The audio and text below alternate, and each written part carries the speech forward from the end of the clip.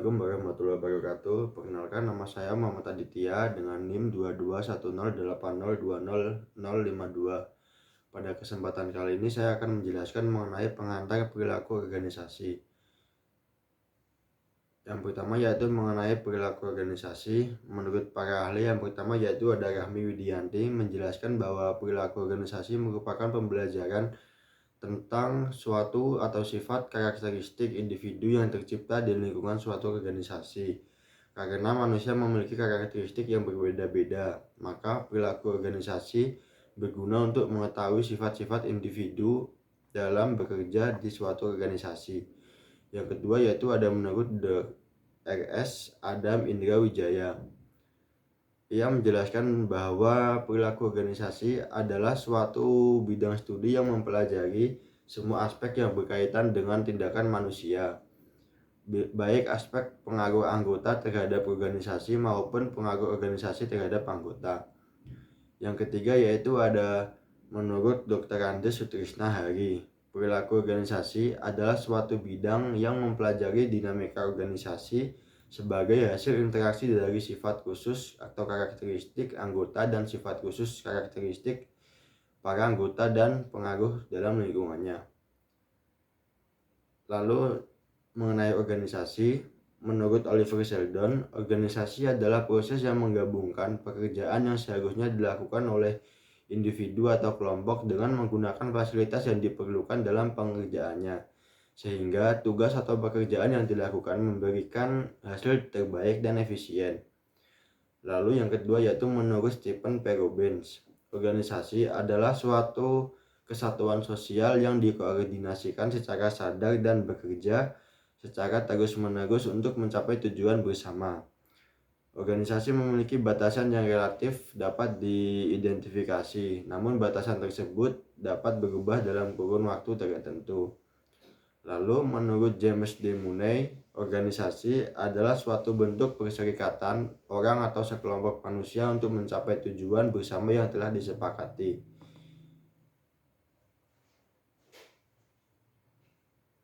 Tujuan dari organisasi yaitu yang pertama, menjadi wadah yang membantu untuk mencari keuntungan bersama dengan kerjasama yang telah terbagi dengan baik.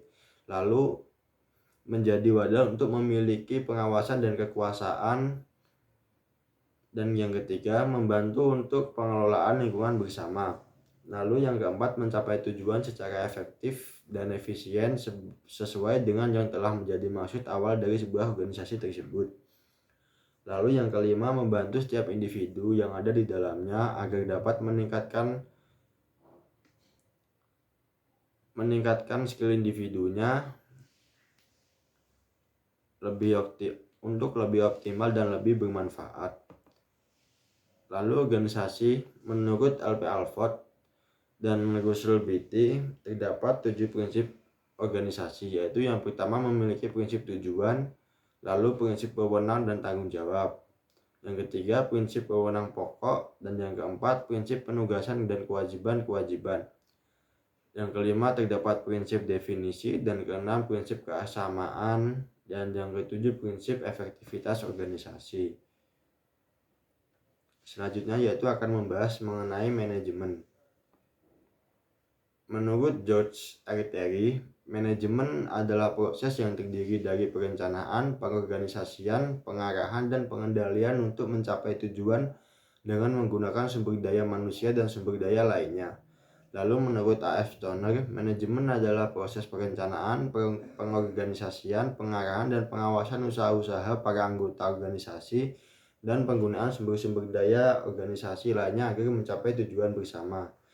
Lalu menurut John F. Mee, manajemen adalah seni mencapai hasil yang maksimal dengan usaha yang minimal agar tercapai kesejahteraan baik bagi pemimpin atau pekerja dan juga masyarakat.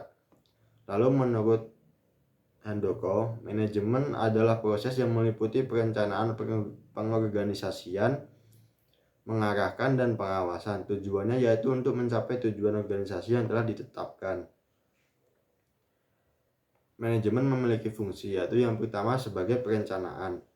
Perencanaan dalam manajemen adalah proses untuk menentukan tujuan dan langkah-langkah yang diperlukan untuk mencapainya. Perencanaan merupakan tahap krusial dalam manajemen karena kegiatan akan dilaksanakan berdasarkan rencana yang sudah dibuat. Perencanaan dalam manajemen adalah proses untuk menentukan tujuan dan langkah-langkah yang diperlukan untuk mencapainya. Perencanaan merupakan tahap yang krusial dalam manajemen karena kegiatan akan dilaksanakan berdasarkan rencana yang sudah dibuat. Lalu yang kedua yaitu ada organizing atau pengorganisasian. Pengorganisasian adalah fungsi manajemen yang berkaitan dengan peraturan sumber daya dan pekerjaan dalam suatu organisasi. Pengorganisasian bertujuan untuk mencapai tujuan organisasi secara efisien dan efektif.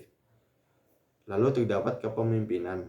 Dalam manajemen, kepemimpinan adalah kemampuan untuk mengatur organisasi dengan cara memimpin, mengarahkan, dan memotivasi secara efisien dan efektif. Kepemimpinan dalam manajemen merupakan kunci keberhasilan dari suatu organisasi. Lalu terdapat pengendalian.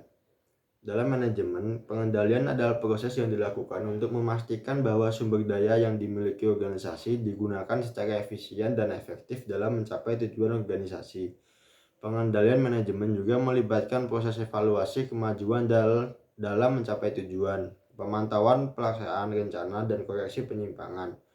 Lalu terdapat koordinasi. Dalam manajemen, koordinasi adalah proses menyatukan dan mengintegrasikan kepentingan bersama untuk mencapai tujuan organisasi secara efektif dan efisien.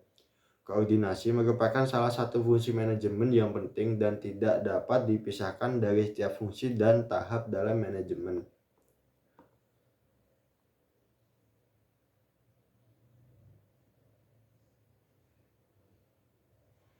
Selanjutnya yaitu mengenai peran manajemen.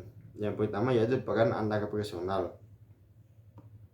Antarpersonal sebagai pemberi motivasi yaitu membangun hubungan yang positif dengan anggota tim untuk meningkatkan efisiensi dan semangat bekerja, menjalin komunikasi antar individu, antar tim maupun dari pihak lain, serta mengarahkan untuk mencapai tujuan.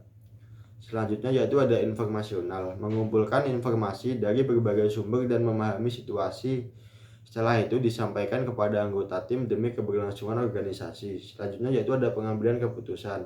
Setiap organisasi terdapat kegiatan yang dapat membahayakan organisasi tersebut. Pada tahap ini, peran manajemen sangat dibutuhkan untuk pengambilan keputusan.